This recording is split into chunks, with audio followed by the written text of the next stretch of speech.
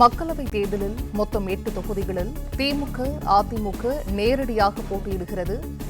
இதுகுறித்த முழு விவரங்களையும் செய்தியாளர் ராஜகுமரன் வழங்க கேட்கலாம். ராஜகுமரன், வணக்கம். இது தொடர்பான முழு விவரங்கள். மக்களவை தேர்தலுக்கான வேட்பாளர் பட்டியல் 2 தரப்பிலும் வெளியாகி இருக்கின்றது.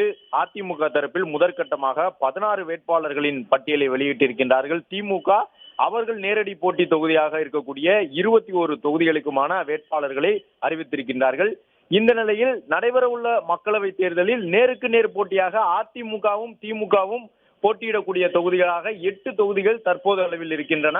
அதன்படி சென்னையினுடைய வட சென்னை மற்றும் தென் சென்னை 2 தொகுதிகளிலும் அதிமுக மற்றும் திமுக இடையே நேரடி போட்டி இருக்கின்றது.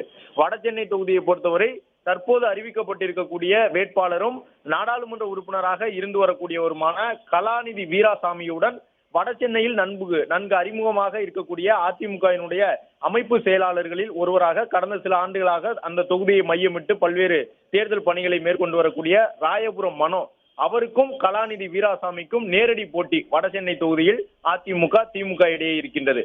அது மட்டுமல்லாமல் தென் சென்னை மக்களவை தொகுதியை எடுத்துக்கொண்டோம் என்றால் தமிழச்சி தங்கபாண்டியன் மீண்டும் தென் சென்னை தொகுதியினுடைய வேட்பாளராக களத்தில் இறக்கப்பட்டிருக்கின்றார் திமுக சார்பில்.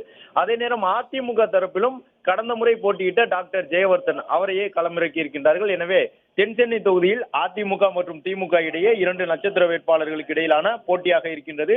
தமிழச்சி தங்கபாண்டியன் மற்றும் டாக்டர் ஜெயவர்தன் 2 பேரும் நேருக்கு நேர் போட்டியிடுகின்றார்கள்.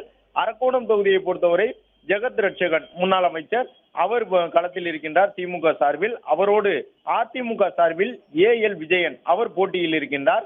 அரக்கோணம் தொகுதியில் அதிமுக திமுக நேருக்கு நேர் போட்டியிடுகின்றார்கள். ஆரணி தொகுதியை பொறுத்தவரை திமுக தரப்பில் தரணி வேந்தன் அறிவிக்கப்பட்டிருக்கின்றார். அவர் எதிர்த்து அதிமுக சார்பில் கஜேந்திரன் அறிவிக்கப்பட்டிருக்கின்றார். 2 பேருக்கும் நேருக்கு நேர் போட்டியாக ஆரணி தொகுதியும் இருக்கின்றது.